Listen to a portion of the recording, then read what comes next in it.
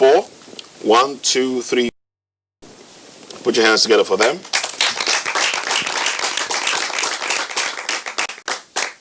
And over here we can count 1, 2, 3, 4, 5. Put your hands together for them.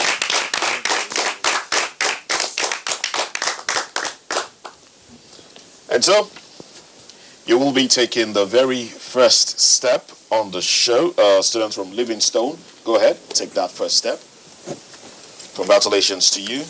And what that simply means is that you'll be answering questions first. Lots of jobs that followed, they are also trying to now open up and see to it that jobs are created so that the social consequence of this challenge is not also carried forward. So clearly speaking, I think, yes, attempts will be made to try to do of this, including trying to now force workers to work from home. But we know that as a matter of fact, in emerging economies like Nigeria, certainly that will be counterproductive. Even in developed economies like the US, where you have seen many, many people now filing for unemployment benefit, they must also strike a balance because, as I said, the primary purpose of governance is about welfare and security of the people.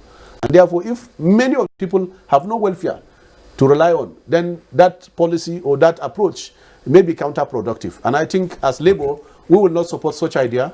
We will come up with ideas that also can be able to be innovative to address some of those challenges. But I'm sure that people that want to work for profit will actually try to buy some of those ideas. And we have seen them around the world, including using robotics and also artificial intelligence to now replace people because they want to make more profit. So, but it's high time we also try to balance, and our government need to balance to make rules and regulation that will protect first human beings because humanity is at the center of development.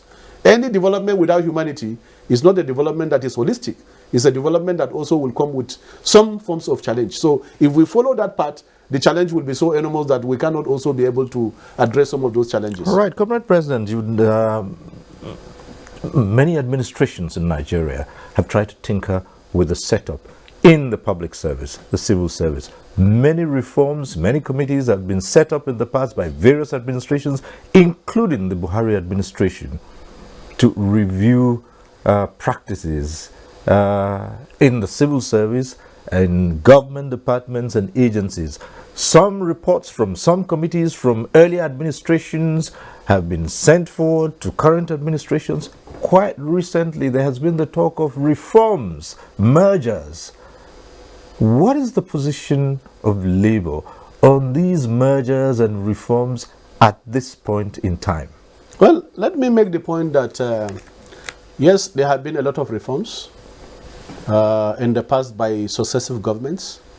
And I can say that some of those reforms have not been able to deliver on what they ought to have delivered. Let me give you one example. In 2004, 2005, there is the entire public service reform, where we brought in the issue of monetization, the sale of government houses, and saying that once you do that, and also outsourcing some services, particularly drivers and cleaners in the ministry, department, and agencies.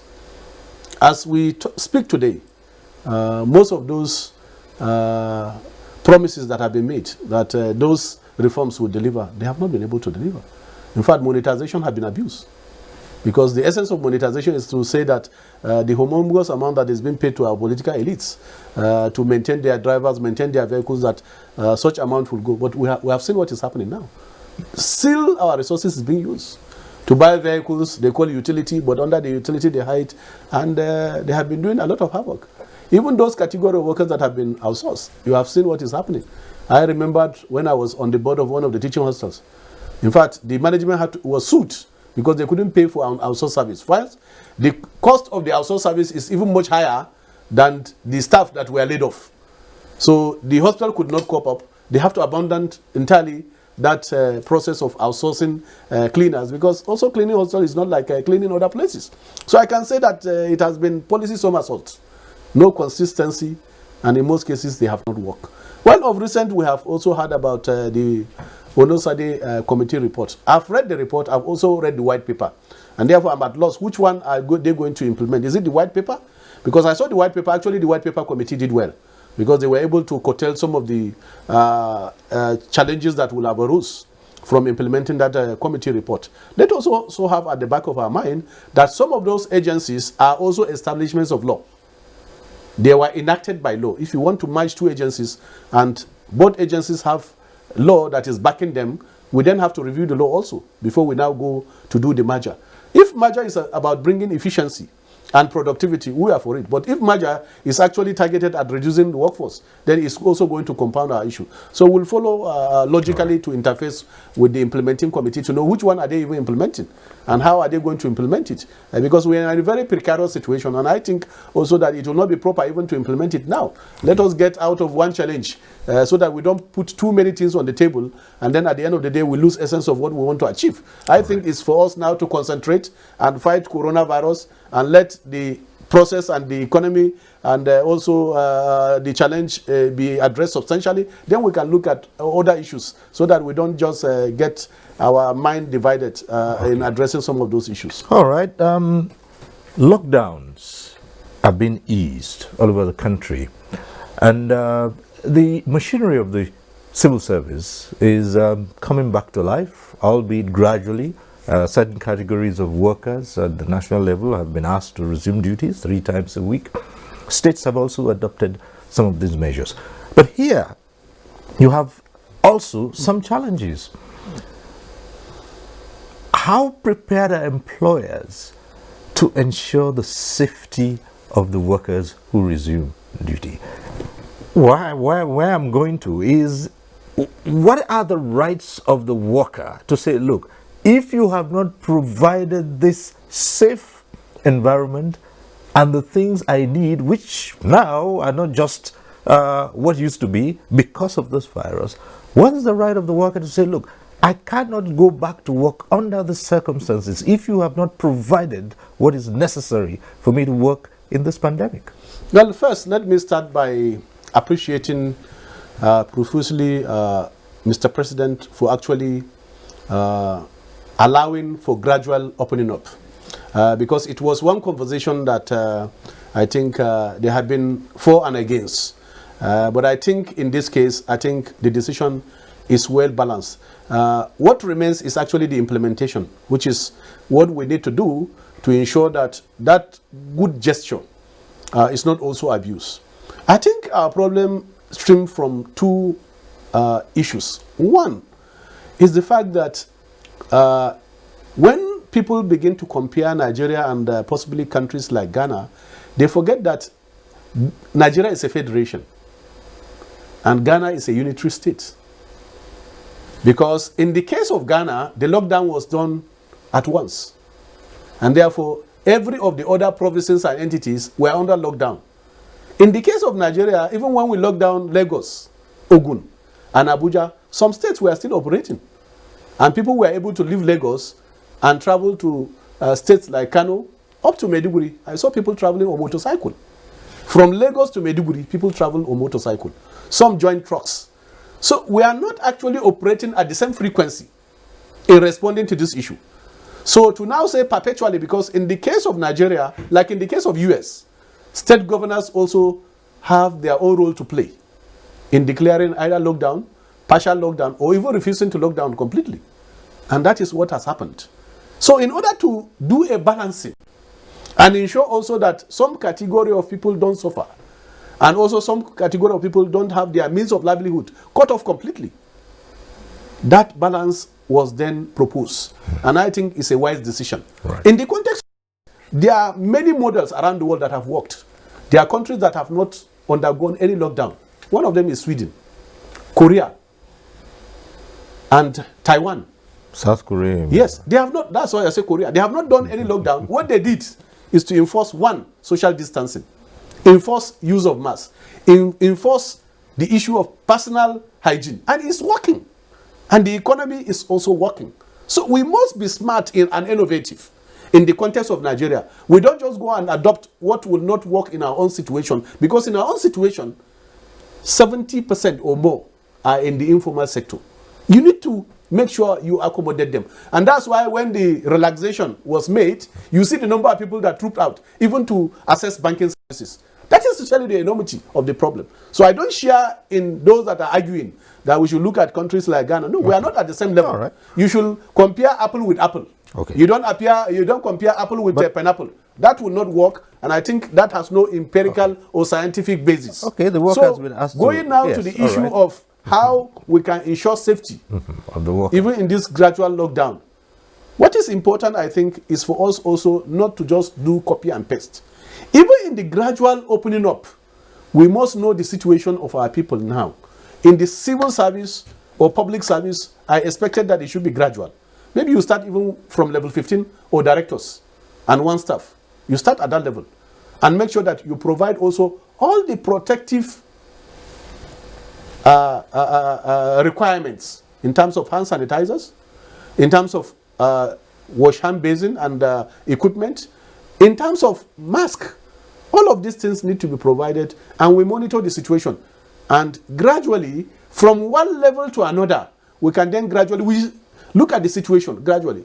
We can even look at, among the number of days, how many days will such people come to work, and how many days will they actually be effective. So gradually we monitor the situation. But I think the issue of scaling of occupational health and safety is very important. And we have said our workers must insist, especially the frontline health workers that have been working effectively. Okay, you speak And they of have the been putting frontline in their best. health workers. In some facilities up till now, Right. even hand sanitizers are not available in primary care centers. Some of the states have not been able to provide some, and you don't know who will be coming. Okay. Somebody will be there's coming this to a other health facility. category of workers who are in the front lines as well. Journalists, media people. Certainly. Now, at what point can a reporter say, look, my employer has not provided protective equipment for me, and I cannot expose myself to this kind of situation at a public meet? If you recall what happened at certain burials, reporters had gone in there. I spoke to some of them, and they said they were compelled by their employers to cover, even though they had no masks, they had no sanitizers, they had no gloves. They were forced to cover situations like that. Sometimes you have situations where journalists are asked to go out.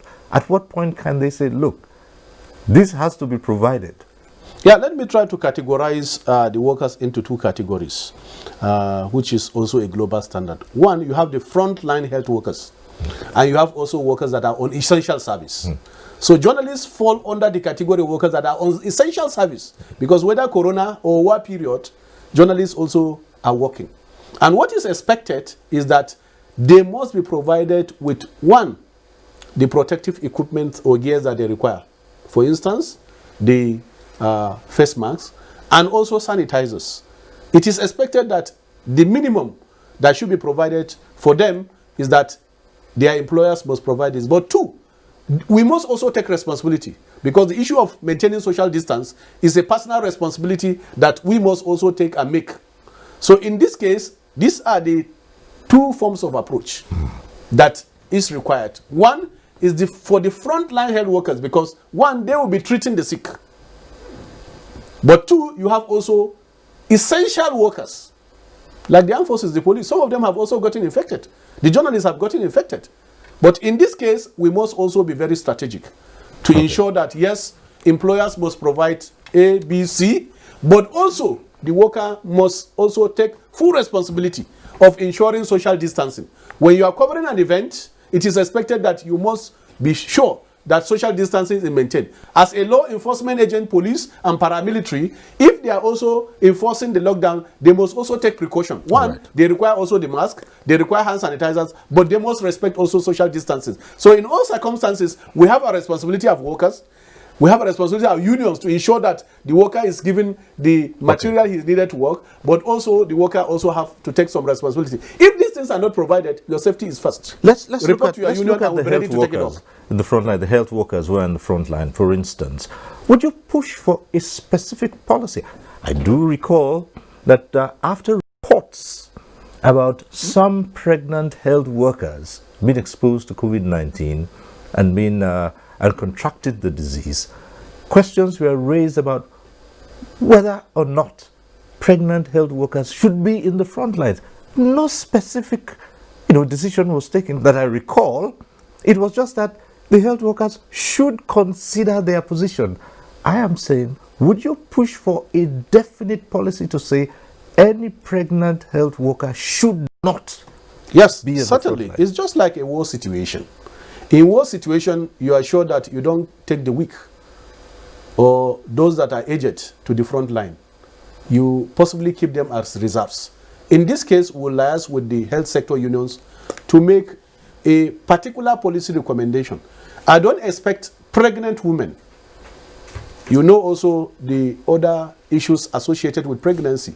It also affects their immunity because the immunity level will go down. Even nursing mothers. Yeah, even nursing mothers. I expected that they should not be at the isolation and treatment centers.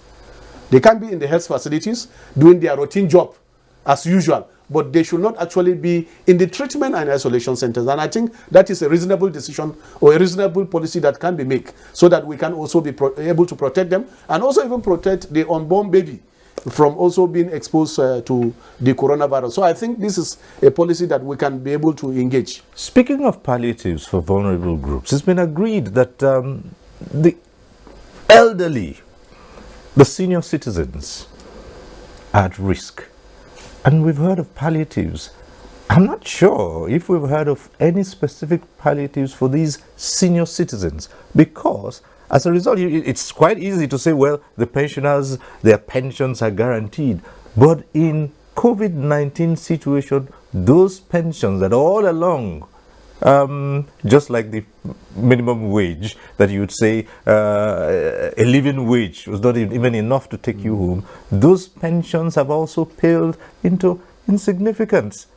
So what measures, I am yet to know of any that has been specifically directed at the senior citizens, apart from saying stay at home. Some of them can't afford to just stay at home. Yes, Cyril, I think I've tried to allude to that challenge earlier to say that we have a systemic problem of not actually having a social security system that covers even the most vulnerable. I agree with you, everywhere around the world, the aged are the most vulnerable, even in the context of COVID-19, because most of them have some underlying elements of which it will actually compound also their exposure to COVID-19. For now, I'm not sure, I've not heard of any palliative that is targeted at the aged. Even some of them have complained that even their monthly pension, I think, has not been forthcoming, particularly those in the States. So clearly speaking, I think we are doing a disservice to these very senior citizens. And we have continued to advocate and will advocate for them, that we must also respect our senior citizens. These are people that have put in their best in the service of our nation. And certainly I quite see reason in trying to say that, because they are a special group of people, I think it's high time some of the palliative also should be targeted actually to those group of people who are most vulnerable, especially those also that don't have relation that are taking care of them. You know that in other climes, you have even a residential accommodation for the aged. You don't need to stay with your children. But here we don't have such arrangement. Everything is left to the extended family, where you don't have a well-to-do extended family. Then you are on your own and you suffer. And that's why the death of recent is also very high among the aged, the senior citizens. From many states, you have had the record of a high number of deaths from those category of people, possibly also because some of the care had not been extended to them. But I think also even the level of information dissemination about the fact that they are very vulnerable, we need to scale up the information dissemination, because first is that they also need to take some personal precautions, and secondly also that we need to have government also caring for them in terms of also making palliative or intervention specifically targeted at this group of people. So certainly I think it's a very challenging period, and because possibly also the fact that resources are very scarce, because that's why I try to also distinguish between the urban poor and even the rural poor. I grew up in the village. I know that in the village there is this issue of communal effort. If you don't have food, you can go to your neighbor and certainly you can eat. Yeah, well, but in the city, social distancing. Yeah, but with social distance, yeah, I agree with you. Social distancing means you can even get food stuff on credit. But in the city center, the city poor or the urban poor is very, very difficult. And that's why I like the way and manner China actually handled this challenge. You know that China did not actually lock down their major cities. Beijing was not locked. And because they have a policy that you cannot just leave your village and come to Beijing. In fact, you are admitted. There is what they call migration from the rural areas to the city center. On a yearly basis, it's regulated. They will even tell you the number of people that are allowed to leave their rural area and come to the city center. So that's where you have statistics. And things are working perfectly. And they will be able to know who is the poor of the poorest and how they can be able to intervene and reach them in this very difficult time. So I think this is the way to go, to now look at our peculiar situation as a country, not just copy and paste. And in this, I think our policymakers must look at this from the perspective of, yes, Nigeria have a peculiar challenge. Our population is 1. We have a population that is over 200 million. You cannot compare that with any country around very close to us. You can look at even countries like India. They have data. They know the poor of the poor. And therefore, when they want to intervene, and it's high time now, we try to strengthen the National Identity Card Management Agency. I don't see any reason why for 10 years we cannot have a credible data, unified data, that every Nigerian, we should be able to have his data and know what he's doing. We should know the unemployed. We should know that those that are underemployed. We should know those that are the poor of the poorest. We should be able to do that. And I think part of the lesson of COVID-19 is that we need to have a credible data, that the National ID Card Management Agency should be able to, if we can register people during voting period or during election period in 3-4 days, what is the difficulty? If we can do census in 3 days, what is the difficulty in having a national ID card for everybody? And we have a database that we can use. It will even subsume some of the database that we're using, like the election card. If you have a national ID card, it means you can integrate also your INEC number to it, and you can use it in voting. I think that's why our political office holders are running away from this, because it brings credibility. It will mean also one man, one vote, one woman, one vote. It means also that we'll have a data that we can use, and it's very credible. And I think this is what is happening around the world. So clearly speaking, I think this is one opportunity we can use. And secondly is to look at the state of our healthcare system. And education, which is very important. All right. Comrade Ayuba Waba, as they say, coronavirus, even as it's wreaking havoc on the economy and lives, it has also brought in the need to, as they say, think out of the box. And we'll see the initiative by certain categories of workers, and also the need to begin to produce some of the things that we need locally instead of waiting on importation. You would see easily you have all kinds of face masks now being produced locally, and certain categories of workers, even during the lockdown, have found a way to make something. Now, so how is organized labor thinking out of the box to address the numerous challenges of unemployment and underemployment, even post-COVID-19? Thank you very much. I think this challenge of COVID-19 have exposed a lot of the inefficiencies that is very evident in our system. And I think going forward is to look at the opportunities that have been opened up arising from this challenge. And some of these opportunities are very, very obvious. And Labour have tried to document all of this, and we are engaging relevant government agencies to be able to see how best we can be able to respond to some of those issues. Jobs can be created in Nigeria, but we need to put 1 or 2 things in place. Let me give you 4 of the policy options we have given to government. 1, we have looked at the fact that in oil and gas we have comparative advantage, because God has so much blessed this country with abundant resources, be it natural gas and be it petrochemical. We are so blessed. But the main problem we have had is managing these resources effectively. Labour have said time without number, and we have engaged different governments. I recall we engaged the administration of Musa Yar'Adua, where we come up with a well-documented report, where even government said, this report is perfect. Please give us 4-year moratorium. We are going to implement this, your report. And up till now, nothing has been done. Effort were made then. 1, I don't see any wisdom in us as a country continue to import refined product. Okay. We uploaded the issue of the private refinery, but no. In order to ensure a good competition, government must also be mindful and interested in business. And what we have proposed is that, one, let us have 2 years. Modular refineries can be built in 18 months. Even if you need to borrow money to do that, labor is going to support you. Okay. Even if you're going to bring expertise, build in the entire Niger Delta region modular refineries that can engage all the youths in that region, because for now, they are even refining illegally. Okay. So And that, I think, is one area we need to do. Why leave it to few people? Okay. And then this continue to form part of our challenge. Secondly, we have said in our agri value chain, there are a lot of values we can add. In Ghana today, they have 2 days or 1 day in a week that you must wear made in Ghana, which means they now produce what they wear. all right. And they now match their words with action, including the president will wear what is made in Ghana 1 day in a week.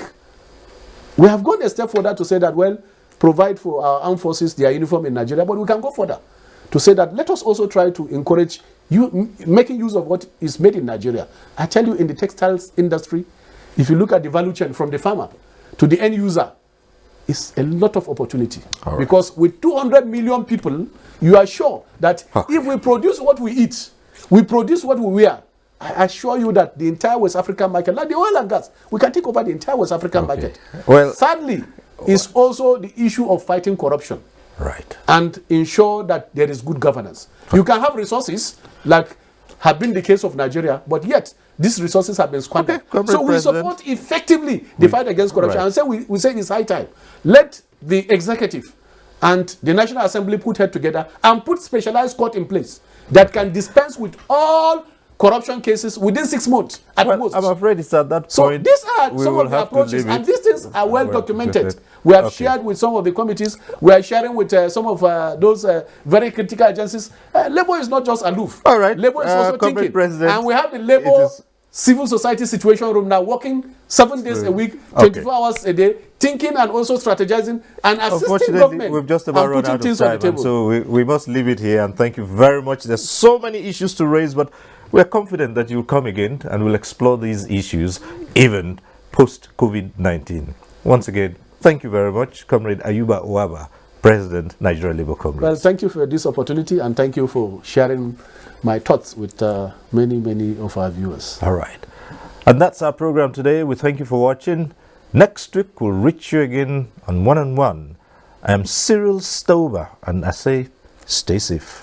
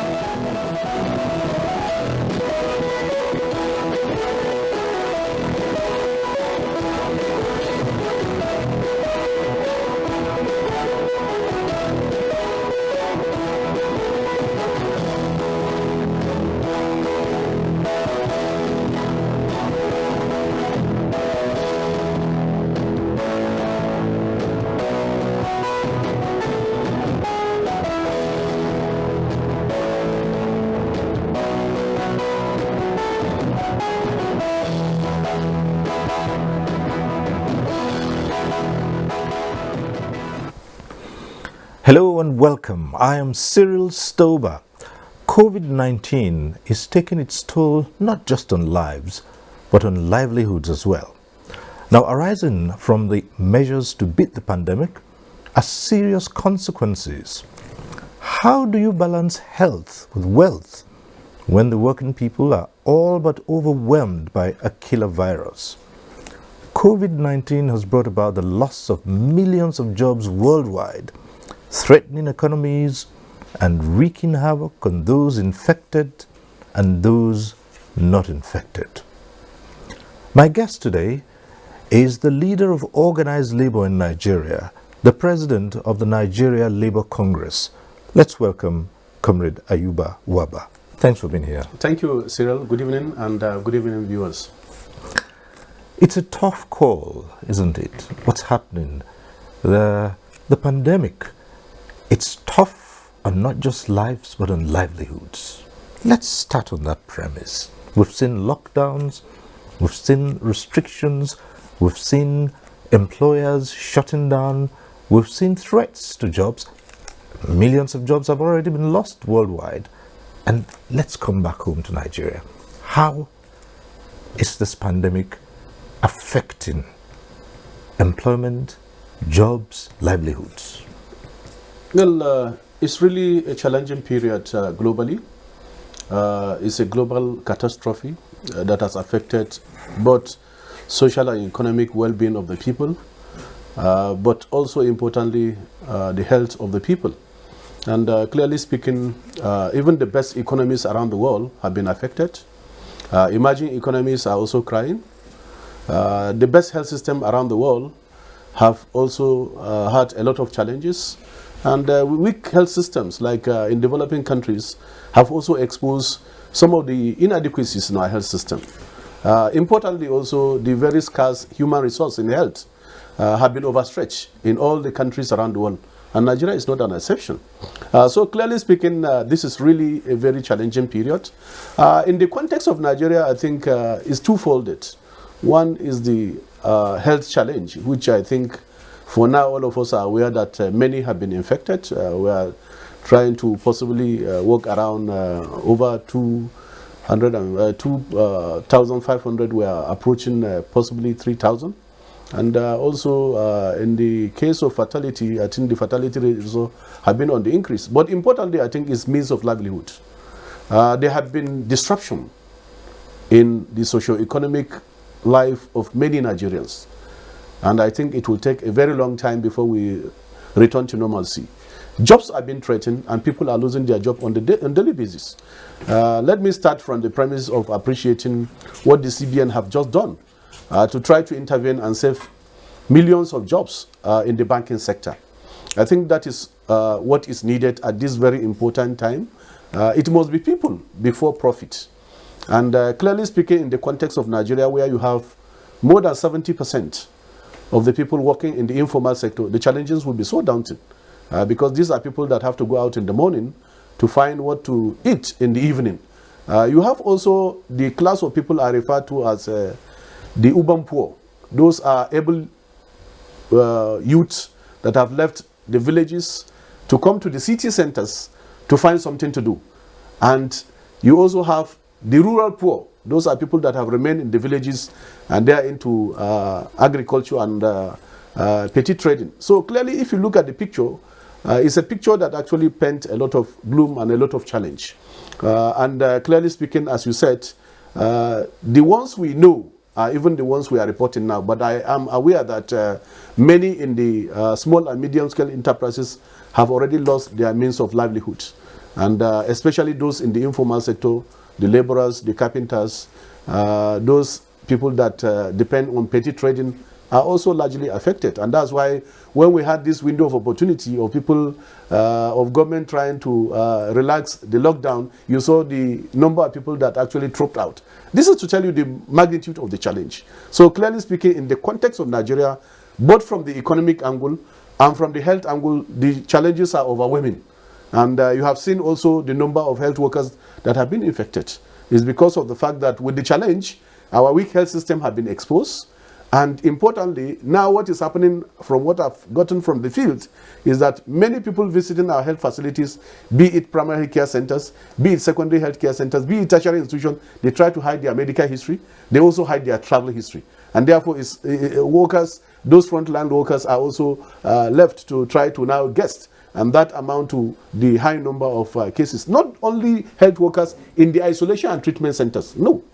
Health workers in different health facilities are now also testing positive. So it's really an overwhelming challenge. We pray that the number doesn't actually pass the proportion we can manage. Because if it passes that number, it then means the challenge will be too overwhelming. So I think also the fact that the fatality rate so far, when compared to other advanced countries, we can say that our fatality rate is still, I think, under a situation that is less than 5%. So clearly speaking, I think God has been so merciful, but we need to look at the whole issue and try to respond to those challenges effectively in a well-coordinated manner, but I think in an innovative way. This is what is required at this time, but not actually to now try to shift blame or try to also look at workers as being the challenge. Workers have never been a challenge anywhere in the world. In fact, workers have been part of the process of development. We create the wealth. And if we create the wealth of any society, we shouldn't be look up at this challenging period as a burden. Workers can never be burdened. And I think that's the problem of organized labor, and particularly NLC have had with some employers. Instead of coming to the table to look at how we can discuss, because the laws are very explicit, we can discuss such issues through a collective bargaining process. And in 4 of the thematic areas that ILO have come up with for responses, country responses, one of the key areas is social dialogue. Social dialogue to address any challenge. Yes, because clearly with the challenge in the economy, there will be threat to jobs. Right. But we must do it in an innovative way so that the issues don't get compounded and then we go into prolonged recession, God forbid, and it's compound our issue. So this is where we are, Cyril. Two issues come readily to mind, and that's even before we go into the specifics. As you have also observed, jobs have been lost daily. Even in well-managed economies, we've seen layoffs.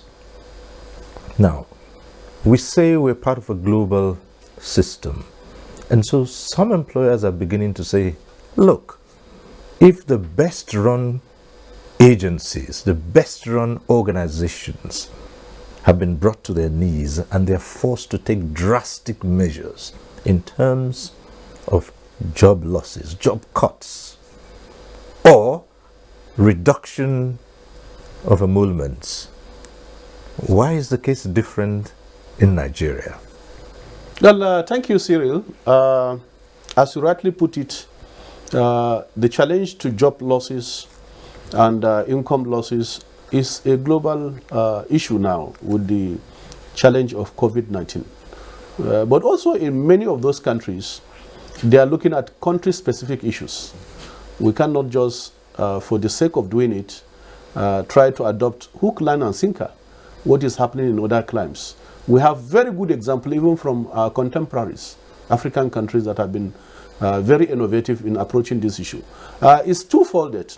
One is the fact that we are not at the same level of development with some of those advanced climes where they have social security cover that is very extensive and that covers everybody, including unemployment benefits. In our case, we don't have such. And in our case, even those working in well-established organizations, the social security cover is not there, it's not enough. When you lose your job in Nigeria, whether in the informal or formal sector, there is no perfect social security cover.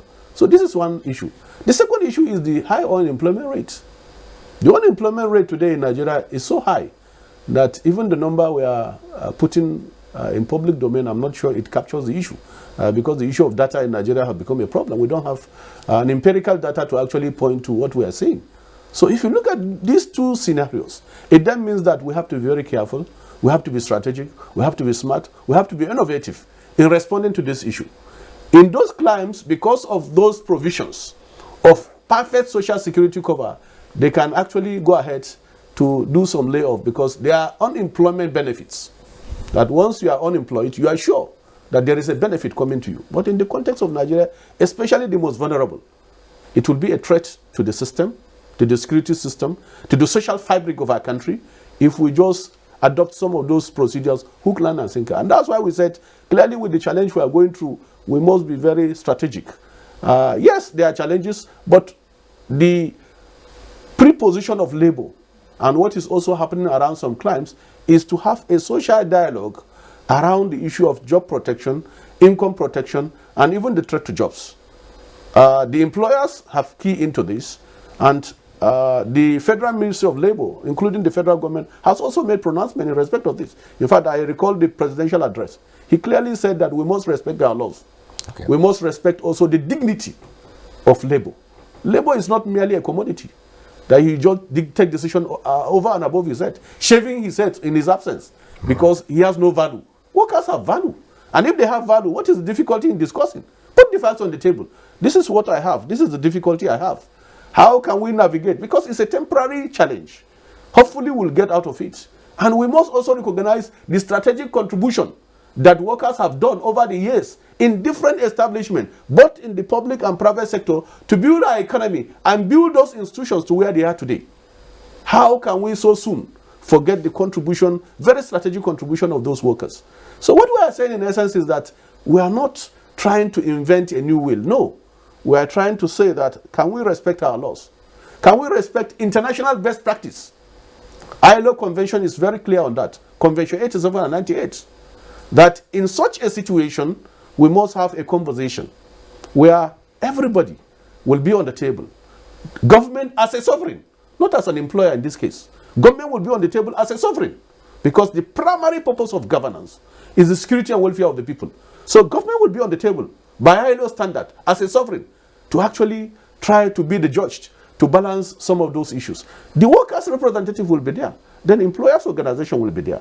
That's the tripod to look at the challenge sector by sector, both public and private. And also, we must put in place some packages, either in form of palliative or in form of stimulus, that will also mitigate some of those issues. All of those issues will be discussed on the table, because they should be live after Corona-19. So this is what we are talking, and this is what we have been preaching, and this is the line of thinking of the global world now. And I think even at that level, we have gone further, because even at the level of the UN, those issues have been well stretched. Okay. And ILO have been part of the process, and countries have been encouraged to follow this 4 pillars approach to try to respond to some of those challenges. So we are not rigid in our approach. What we are merely saying is that don't go and just cut our salary. Okay. And hiding under COVID-19, whereas you are making profit. Now in some of those organizations, they have posted humongous profit, like the banking sector. Now humongous profit. Now these are the issues that are beginning to emerge. Let's for a start, let's take the public sector workers. Nigeria, as we all well know, derives a large chunk of its revenue from the sale of crude oil. That has just about gone now. Reports from all over the world say producers are paying buyers to take the oil off them. So all that is down. Nigeria only recently agreed on a national minimum wage. And even that was problematic. You had the federating states. Many of the states complained about that. In fact, it would seem that not all the states have started paying the new national minimum wage. And now you have a situation where many of the states, or virtually all the states, come to Abuja every month to share revenue. That revenue has dwindled now as a result of COVID-19. Now these are governments that had always threatened to lay off workers. Now they have a fine, excuse to do that. What level of dialogue have you been in with particularly the states? Thank you very much. Let me say that in every situation, whether pleasant or unpleasant, we have choices to make. And in this case, as a country, as a government, as a people, we have choices to make. There are choices we can make that can actually be a first saving measure to try to address the issue in the interim. And I think in this type of situation, this is what is required, to look at the issue and then see how best we can get out of it. Even when resources were available and we never had challenge of COVID-19, some of our employers, including some of the state government, to part with the money becomes very difficult, because some of them prioritize white elephant projects that possibly don't have direct bearing with the life of their citizens than to pay worker salary. And I can tell you that from empirical data. States that are receiving very low in terms of revenue are the first to implement the minimum wage. Take, for instance, state like Borno. where you have the insurgency, where what they have is very small. But yet, without any strike, without any argument, it was implemented. States like Jigawa, that never assessed the bailout, yet they were able to pay, including paying pensioners. So it's about choices. It's about how we look at the worker. It's about how we're able to put in place good governance. Those are the issues. It's essentially not about the issue of revenue. But in this case now, it's about the issue of revenue. Why should the first choice be to cut worker salary? We know, as a matter of fact, that some of our states are well indulged. They are well indulged in terms of resources. And if we're able to think out of the box, I'm sure that we'll be able to diversify our economy. Don't only rely on coming to Abuja on a monthly basis to now collect resources. In most cases, strict accountability is not actually attached to it. Yeah, but all those would say before this pandemic. Yes, all of these are factors we need to now look at. One, I agree with you, we are in a challenging period. And that's why I keep emphasizing, even in this challenging period, while workers will be ready and unions will be ready to give some concession, but we must do that also on the basis of clear information that we have before us, where we will engage in a process of collective bargaining. Two, there are also avenues to cut excesses. We now have to do things that are necessary and important and that has direct bearing with the life of citizens. It's about life and death. So we have choices to make. It's about life and death. Which one is more important? To have retinue of 8 or have convoy of 100 vehicles or have a convoy of 2 vehicles and then use the money to save lives? Which one is important and more strategic? So it's to think strategic now. And what we are saying is that when you put the facts on the table, we'll be able to tell you areas where you can cut off, areas where we can do saving, and areas we can also make sacrifices. This is what we are saying in this challenging period. But we don't also agree on a situation where a governor unilaterally will just say, I've deducted worker salary with 25%. I'm also deducting my own with 50%. How much are they earning? Can you compare somebody earning? Because even in the 30,000 we're talking about, when you remove tax, you remove other mandatory deductions, National Housing Fund, you remove pay as you earn. How much is left? It's around 25,000. Can you compare that with somebody that is earning 3, 4, 5, 15 million? If you cut his own with 50%, we go to the same market. How much is he left with? A worker that is earning 25. If you cut 25,000, how much is left? And you know the situation in Nigeria. Every worker today have dependents because of our extended family system. If you are the only breadwinner in the family and you are working, you take care of everybody because of the unemployment situation. This is the reality of the issue. So in the context of taking decision, why not put the facts on the table? Why must we shave our head in our absence, even without dialogue, to say that you have a challenge? Some of them, let me tell you the fact. Before they assume office of governors, we know how much they have declared as their personal wealth. How many of them have come out openly to say, out of my personal wealth, not government resources, because government resources in government coffers is also our common wealth. How many of them have come out to say, I have declared 900 billion. Out of that 900 billion in my account and my assets, I'm donating to the public 25% of my wealth for a worker. His entire wealth is that salary.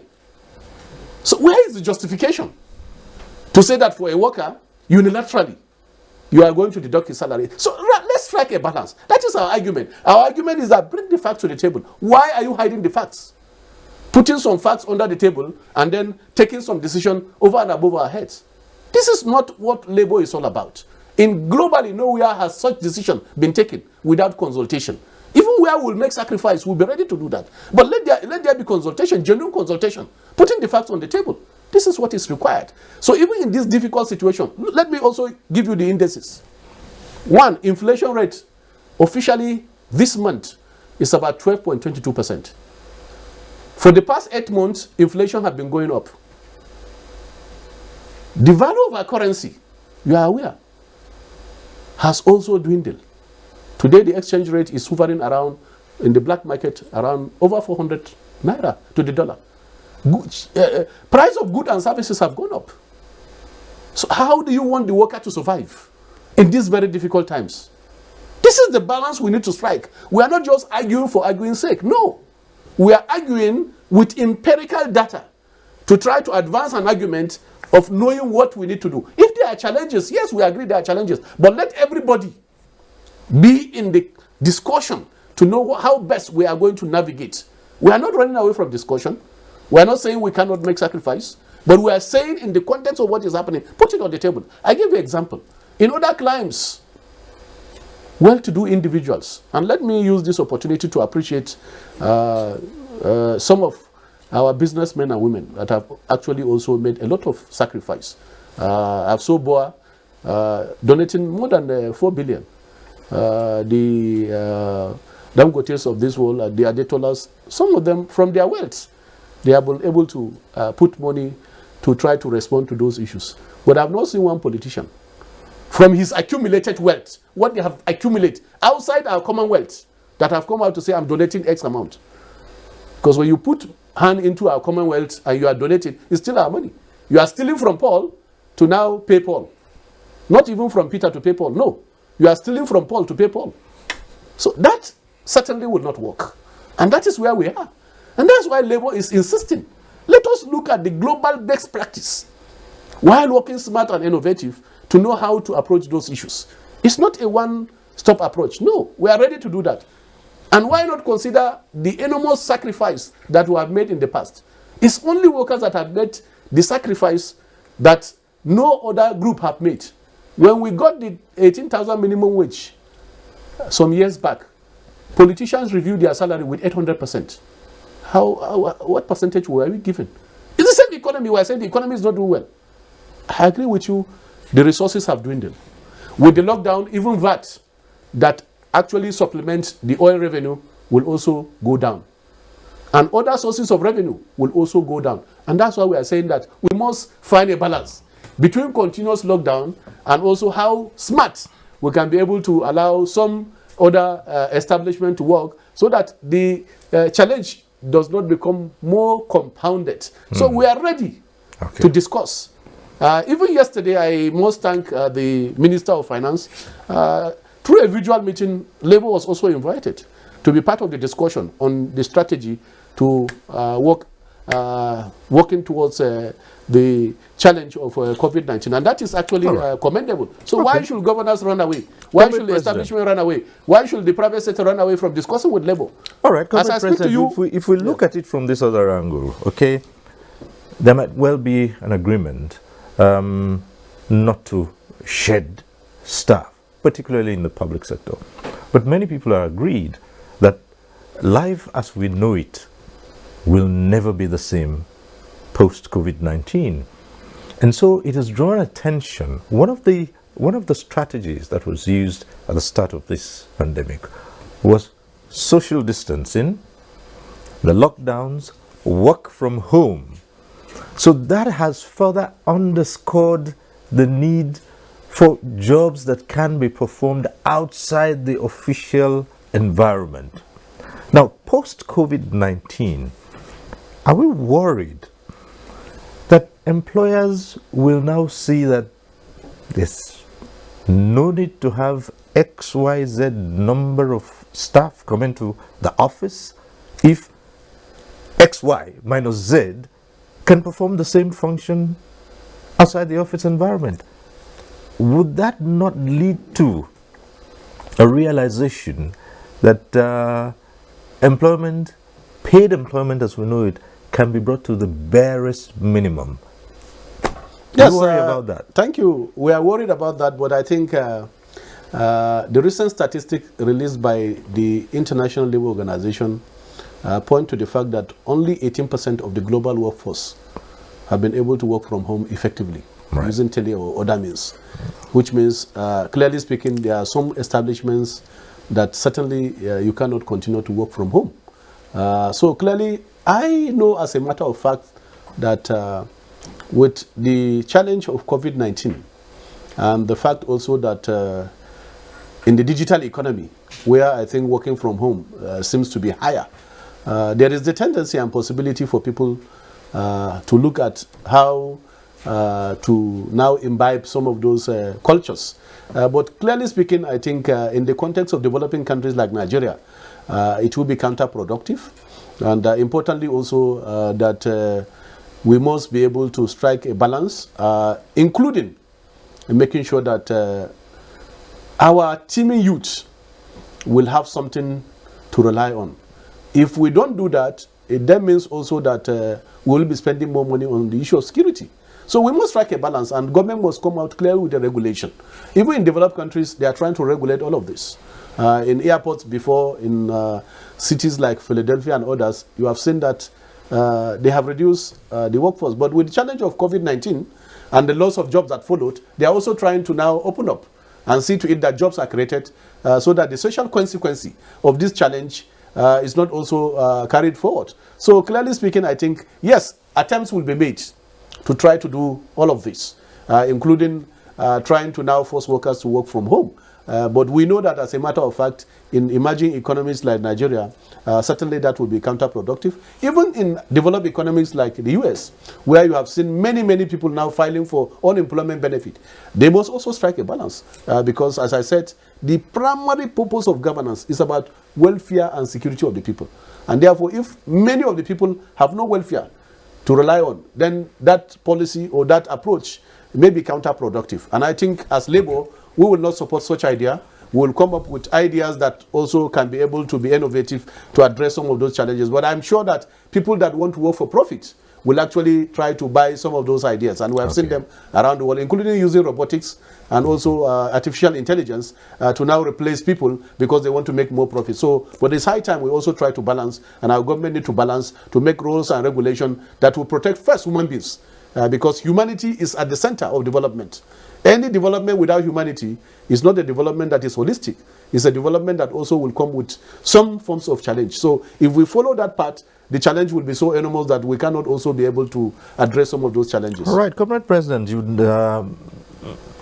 many administrations in Nigeria have tried to tinker with the setup in the public service, the civil service. Many reforms, many committees have been set up in the past by various administrations, including the Buhari administration, to review practices in the civil service, in government departments and agencies. Some reports from some committees from earlier administrations have been sent forward to current administrations. Quite recently, there has been the talk of reforms, mergers. What is the position of Labour on these mergers and reforms at this point in time? Well, let me make the point that, yes, there have been a lot of reforms. The Pieshan of the mine, Rasta.